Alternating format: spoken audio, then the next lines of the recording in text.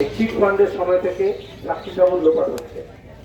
এখনো দাঁড়িয়ে আমরা দেখলাম সন্দেশখালী হোক বা রাজ্যের যে কোনো প্রান্তে হোক, বোমা বিস্ফোরণ হোক, বস্ত্র উদ্ধার হোক, সবই মমতা ব্যানার্জি সামান্য ঘটনা, ধর্ষণ হোক বা নির্যাতন হোক। আর এগুলো করতে গিয়ে যাতে মানুষ প্রশ্ন না করে, সেজন্য বিজেপি হোক আর তৃণমূল হোক, তারা আসলে শিক্ষার মেরুদণ্ডটাকে ভেঙে দিচ্ছে। এই যে 10,000 স্কুল বন্ধ হচ্ছে, স্কুলের অবস্থা খারাপ, মাদ্রাসাও খারাপ।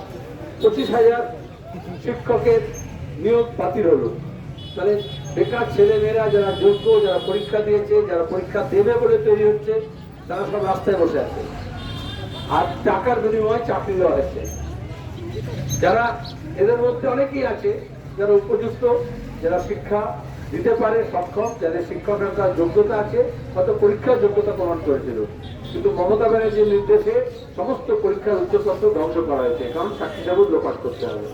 চিট ফান্ডের সমস্ত ডকুমেন্ট যেরকম বিধাননগর কমিশনারকে দিয়ে শেষ করা হয়েছিল, সেই একইভাবে শেষ করা হয়েছে এই পরীক্ষার রিপোর্ট। যার ফলে হাইকোর্টে কিছু করার নেই, কানুন আন্ধা হতে হয়, তার কাছে যা তথ্য থাকবে তার উপর সিদ্ধান্ত নেবে। হাইকোর্ট কিছুদিন তথ্য সবই দেখালো না।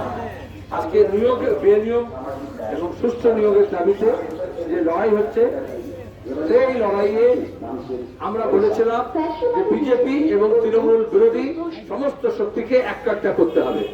কিন্তু জানো, ইলেকট্রাল বন্ডের টাকা আছে, লুটের টাকা আছে, ঘুষের টাকা আছে, কালো টাকা আছে, সমস্ত রকমের স্মাগলিং এর টাকা আছে। সেই টাকার বিনিময়ে তারা মানুষের ঐক্যকে ছত্রভঙ্গ করতে চায়। মাদ্রাসা এবং স্কুল, মাদ্রাসা সার্ভিস কমিশন এবং স্কুল সার্ভিস কমিশন সবটা যখন ধ্বংস হচ্ছে, মাদ্রাসা এবং স্কুলের ছাত্র এবং শিক্ষকদেরকে একসঙ্গে লড়তে হবে। মাঝখানে বিজেপি এসে বললো মাদ্রাসা আলাদা, স্কুল আলাদা, হিন্দু আলাদা, মুসলমান আলাদা। লাভ হলো চোরেদের, লাভ হলো ঘুষ করতে। তাহলে এটা এই প্রেক্ষিতেই তোমরা বুঝতে পারো যে গোটা সমাজে ধর্ম, জাত, পাত, উত্তর দক্ষিণ নাম করে ভাগ কেন করে। যত ভাগ করবে তত বেশি লুটের সুবিধা হয়। লুটের হাতের বিরুদ্ধে যদি লড়তে হয়, সবাইকে এক কাজটা করতে হয়। এখন লড়াইটা সোজা, যদি দুর্নীতির বিরুদ্ধে, দুষ্কৃতির বিরুদ্ধে লড়তে হয়, তাহলে সম্প্রীতির জন্য লড়তে হবে আর সাম্প্রদায়িকতার বিরুদ্ধে লড়তে হবে। আর সেখানে দাঁড়িয়ে স্পষ্ট করতে হবে কার কি অবস্থান আছে। সেই অবস্থান নিতে গিয়ে অনেককেই দেখেছো যে তারা এই টাকা পয়সা, জোর জুলুম সাথে আত্মসমর্পণ করে দেয়, তখন দাঁড়িয়ে লড়তে পারে না। ছাত্র হিসেবে এটাই হচ্ছে প্রথম শিক্ষা, যে শিক্ষাকে রক্ষা করতে হবে। আর এই শিক্ষাই গ্রহণ করতে হবে যে আপোষহীন লড়াই করতে হয়, শেষটা লড়াইটা চালিয়ে যেতে হয়। এবং সেই লড়াইয়ে যাতে সড়কে যে রাজনীতির যে লড়াই হচ্ছে, তোমাদের ছাত্র সংসদ নেই, তোমাদের গণতান্ত্রিক প্রক্রিয়া অংশগ্রহণ করতে দেওয়া হচ্ছে না, স্কুল, কলেজ, মাদ্রাসা, বিশ্ববিদ্যালয় পরিচালন কমিটি সর্বনাশ হয়েছে। আর এখন হচ্ছে হেডলেস প্রতিষ্ঠান, হেডমাস্টার নেই, ভাইস চ্যান্সেলর নেই, প্রিন্সিপাল নেই। এসএসকে এমএসকে করা হয়েছিল, সেগুলো ধ্বংস করা হয়েছে। 500 শিক্ষক, তাদেরও কোনো কথা শোনা হয়নি। শুধু চাকরির প্রার্থী নয়, গোটা শিক্ষক স্কুলকে এবং শিক্ষা সমাজকে গোটাটা নষ্ট করার চেষ্টা করা হচ্ছে। বিজেপি সামনাসামনি করছে, মমতা ব্যানার্জি পেছনের দরজা দিয়ে করছে, এইটুকুই তফাৎ। আর এই দুটো ফুল মানুষকে এপ্রিল ফুল বানিয়েছে। এই এপ্রিলে মানুষ বুঝেছে ঘাস ফুল এবং কমল ফুলের মধ্যে কোনো তফাৎ নেই। তার জন্য এখন একটা জান কবুল লড়াই হচ্ছে। মুর্শিদাবাদে বাম এবং কংগ্রেস 3টি আসনেই তারা জয়ের পথে এগিয়ে যাচ্ছে, আপামর মানুষের তাদের সমর্থন পেয়ে। আগামী দিনে গোটা দেশের রাজনীতি এবং বাংলার রাজনীতিতেও এই বাম এবং কংগ্রেসের যে জোট হয়েছে, মধ্যপন্থী এবং বামপন্থীদের যে মিলন হয়েছে, সেটা দক্ষিণপন্থী এবং চরম দক্ষিণপন্থীদের বিরুদ্ধে। এটাই হচ্ছে টোটকা, এটাই হচ্ছে লড়াই। তাতেই মমতা ব্যানার্জি আতঙ্কিত হয়েছে, বিজেপি আতঙ্কিত হয়েছে। গোটা দেশে বিজেপির হাওয়া পাতলা হচ্ছে। আর আমাদের রাজ্যে যত বিজেপির হাওয়া পাতলা হচ্ছে, মমতা ব্যানার্জির তত বিপদ বাড়ছে। কারণ বিজেপি আছে তো মমতা আছেন, মমতা আছে তো বিজেপি আছে, কারণ একে অপরের পরিপূরক।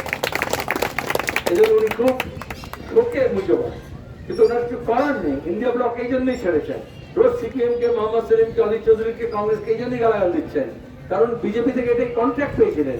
কংগ্রেস মুক্ত ভারত করার জন্য আরএসএস ওনাকে কন্ট্রাক্ট দিয়েছিল, যাতে দক্ষিণ দিনাজপুর, উত্তর দিনাজপুর, মালদা, মুর্শিদাবাদ কংগ্রেস মুক্ত করা হয়। আর গোটা দেশকে বামপন্থী মুক্ত করতে হলে কমিউনিস্টদেরকে রিকোয়েস্ট করতে হবে, ত্রিপুরা থেকে পশ্চিমবঙ্গ। এই জন্যই তৃণমূলকে তৈরি করা হয়েছিল। এখন দেখছো মণিপুরে এত জাতি দাঙ্গা হচ্ছে, বিজেপি সরকার তাকে বাঁচাতে তৃণমূলের এমএলএ সব ঝাঁপিয়ে পড়লো, মণিপুরের বিজেপি সরকারকে বাঁচিয়ে দিল।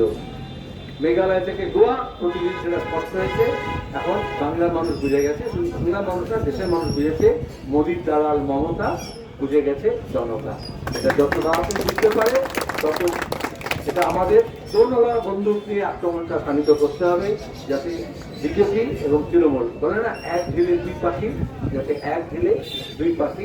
আর এখানে ভগবান গোড়ার লোকেদের সুবিধা হচ্ছে, বিধানসভা উপনির্বাচনে কংগ্রেসের প্রার্থী আছে রাজিম বেগম, আর লোকসভা কেন্দ্রের প্রার্থী হচ্ছে সিপিআইএমের আমি নিজে, প্রাক্তন ছাত্র যুব আন্দোলনের তোমাদের একজন যোদ্ধা মোহাম্মদ সেলিম ছাত্রদের জানায়।